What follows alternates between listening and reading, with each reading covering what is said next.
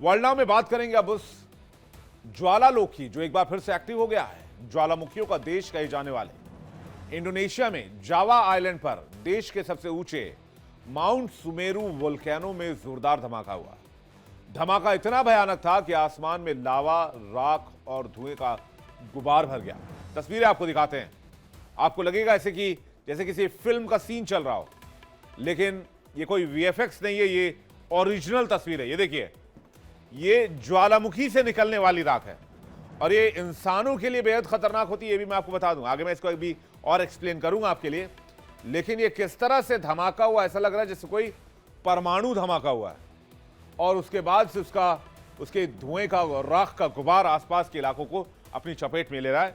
दरअसल आपको full screen तस्वीर दिखाते हैं और बताते हैं कि ज्वालामुखी धमाके की तस्वीर है जो कैमरे में कैद हुई है। जरा फुल स्क्रीन तस्वीर आप देखिए, अलग अलग एंगल से, अलग अलग कैमरों से रिकॉर्ड की गई तस्वीरें।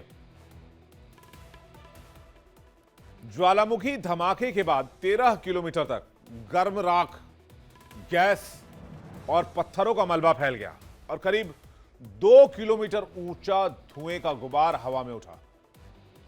इस खतरनाक विस्फोट को देखते हुए वैज्ञानिकों ने अलर्ट के स्तर को सबसे ऊंचे स्तर 4 पर कर दिया।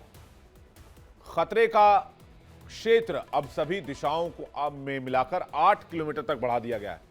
यानी इस ज्वालामुखी के 8 किलोमीटर के रेडियस में जो कुछ भी है सब डेंजर जोन में है।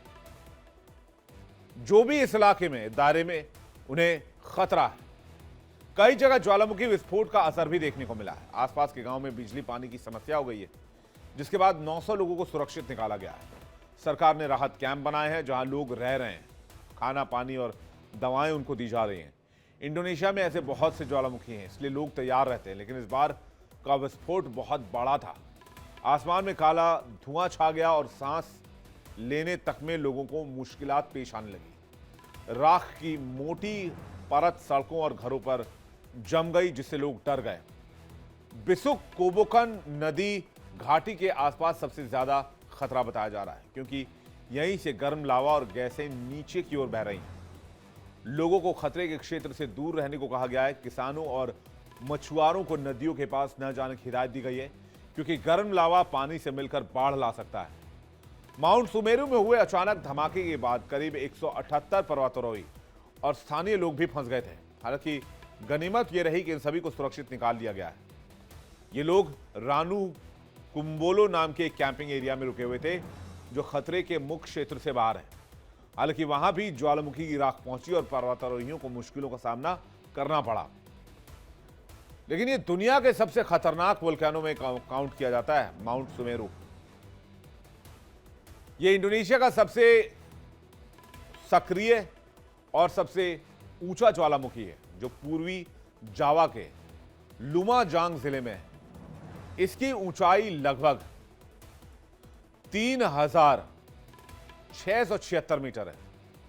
सेमेरू लगातार छोटे छोटे धमाके करता रहता है, लेकिन इस बार का धमाका बहुत शक्तिशाली था। इसे खतरनाक और हाई रिस्क ज्वालामुखी माना जाता है।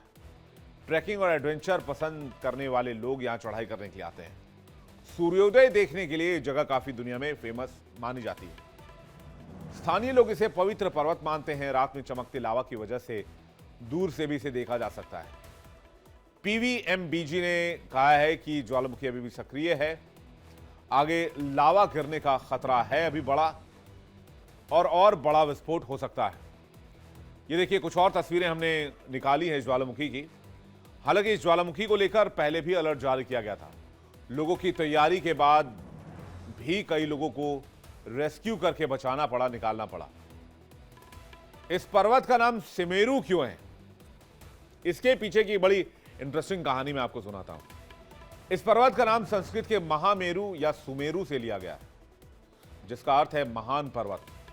हिंदू बौद्ध मान्यताओं में से पवित्र स्थान माना जाता है। माउंट सुमेरु एक स्ट्रेटो वोल्केनो है, जहां अक्सर ऐश, प्लम्स और लावा प्रवाह होती रहती है।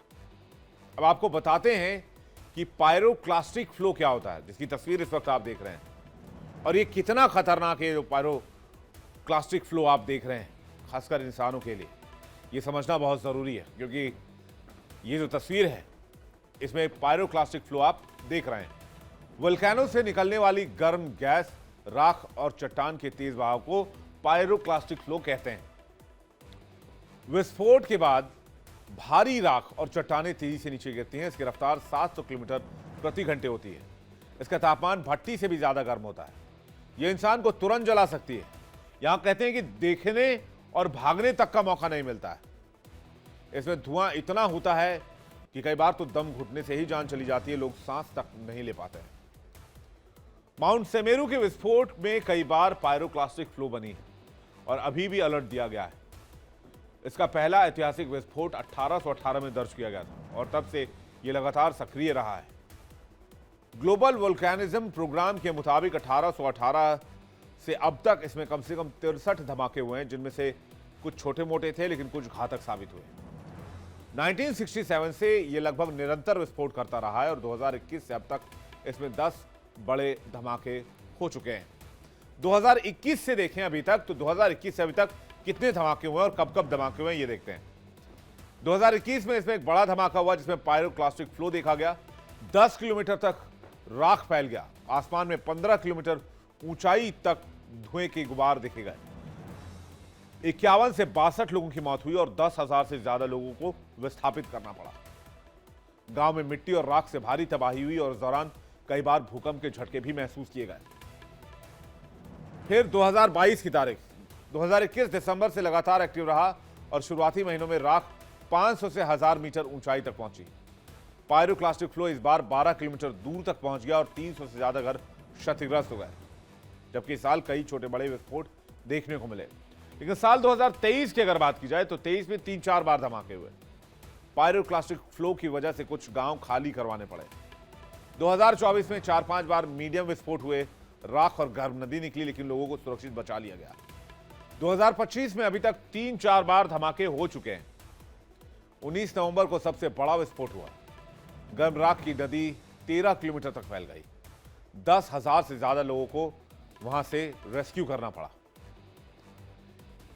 कहते हैं इंडोनेशिया में सबसे सक्रिय और सबसे ज्यादा ज्वालामुखी है। इंडोनेशिया में लगभग 130 सक्रिय ज्वालामुखी पाए जाते हैं। इनमें से 70-75 अभी भी जिंदा हैं, यानी कभी भी फट सकते हैं। इंडोनेशिया पृथ्वी की सबसे खतरनाक बेल्ट पर बैठा है, जिसका नाम है रिंग ऑफ फायर। और रिंग ऑफ फायर के बारे में हमने आपको अभी हाल ही में जानकारी दी थी। इसे हिंदी में आग का घेरा कहते हैं। इंडोनेशिया ठीक उसी जगह पर है जहां बड़ी प्लेटें आपस में टकरा रही हैं। इंडोनेशिया में सबसे ज्यादा जान लेने वाले 2 ज्वालामुखी हैं, जिसका नाम तंबोरा है, जिसके विस्फोट में 1 लाख मौत हुई है, और एक का नाम है काकातुआ, जिसमें 40,000 मौत हुई है।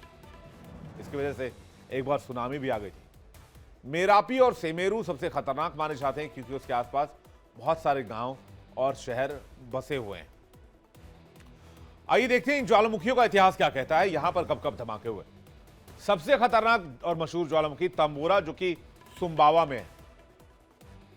यह 1815 में फटा था, तब 1 लाख लोगों की मौत हुई। क्राकातुआ जो है वो जावा सुमात्रा में है और 1883 में फटा। सुनामी आई और 36 से 40,000 लोग इसमें मारे गए। फिर है मेरापी की बारी, जो जावा में है। हर 4-5 साल में एक बार ये फट पड़ता है। इसके आसपास लाखों लोग रहते हैं। कहा जाता है कि जब ये फटा था 5,000 लोगों की मौत हो गई थी। फिर बारी आती है सेमेरू की, जो पूर्वी जावा में है। ये सबसे ज्यादा सक्रिय है, लगभग रोज धमाके होते हैं कहते हैं। 500 लोगों की जान जा चुकी है। अगुंग बाली में 1963 में 1900 लोगों की जान गई। 2017-18 में लाखों निकाले गए, 2,500 की मौत हुई। केलुद जो जावा में है, वहां 1919 में 5,000 मौतें हुई और अब तक 6,000 लोगों की जान टोटल जा चुकी है, सिर्फ केलुद की अगर बात की जाए। यानी ज्वालामुखी का तांडव अगर देखना हो तो इंडोनेशिया का इतिहास उठाकर देख लीजिए। एक से एक विनाशकारी ज्वालामुखी जो दिन रात आग उगलते रहते हैं। हालांकि अभी फिलहाल ये जो सेमेरू है ये अभी शांत है, लेकिन प्रेडिक्ट नहीं किया जा सकता कि कब क्या यहां पर हो जाए। वर्ल्ड नाउ में बात करते हैं एक और इंटरेस्टिंग खबर की।